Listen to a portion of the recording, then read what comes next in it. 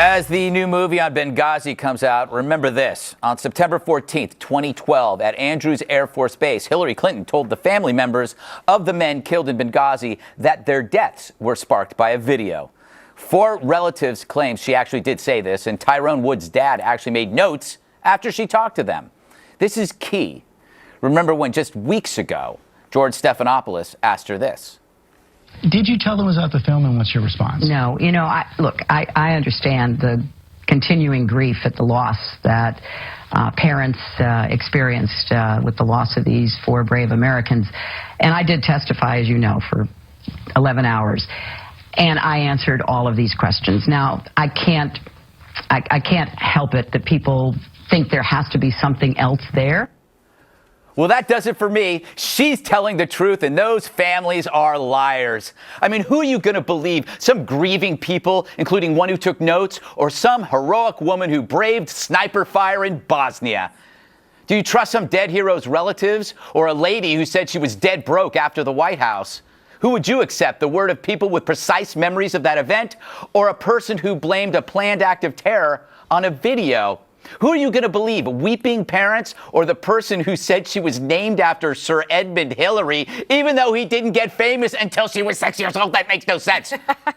And never mind that what these families said are the same things that Hillary had said openly, as well as her flacks did on other shows. See, it's not like Hillary ever lies about anything. She lies about everything. She lies the way a puppy poops, often and everywhere. And it's the press that scrubs it off on their hands and knees. Ugh. But in the end, it's just her words against theirs. As loved ones lie in state, she simply lies. So on Megyn Kelly last night, here were some relatives responding to the accusations of the big... Oh, the contractors. Okay. About lying about the video. Go for it. I know Pat Smith. I know Katie Quigley, Glenn's sister. I know, we know Ty's mom. We know what they told us was said, and I do know them very well. And Katie's been on the news quite a bit, telling you what she was told, and I know that they were told it was a video because that's what they told me. Well, and I believe Pat. I believe Katie. I believe Charles Woods. I mean, who would have a reason to lie? Why? Their loved ones just died. Simple. Exactly. They have no reason to tell anything but the truth. Kimberly, this is a huge deal. It's a really big deal, and it should matter. I want it to matter. Yes. Because it tells me a lot then about this country, about the voters, about American families, about the values that we hold dear. Make a choice with confidence to say someone who lies like this, lies to grieving family members. Listen to what these guys have to say. They've been very consistent from day one, coming out to talk about it, movie coming out, this special. I mean, there's even much more to this story than we're even hearing at this point. Eric, because there's a lot of people's lives on the line. The media is going to let this slide, right? Well, they're pointing a finger at us, saying, "Oh, Fox or the right is rehashing this." She's already testified for 11 hours. Don't forget, we already have emails unearthed now of her emailing her daughter Chelsea, saying within 24 hours, saying this is terror. This is a terror attack. And then, as you note, a couple of days later, 2 days after the email, 3 days after the attack, she says mentions the video.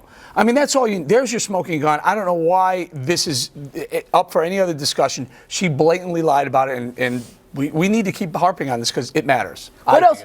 Yeah, and what else could she lie about, Dana? I mean, you lie about this. Why can't you just admit you made it? If she admits she made a mistake, she's a better person. The other thing is that she does this thing where she tries to absolve herself from any responsibility by saying how long she testified. Yeah. So the book, the movie is called 13 Hours, which is based on the best-selling book by the same name. 13 hours. It was a lot harder to do what they did for 13 hours than it was for her to answer questions for 11 hours. Great and answering point. 11 hours worth of questions doesn't mean that you've absolved yourself if there are still these contradictions. That is an excellent point. Thank you. I wish I came up with that. Juan, she's the type of person that would take an orphan's candy, eat it in front of the orphan, and then blame it on a video.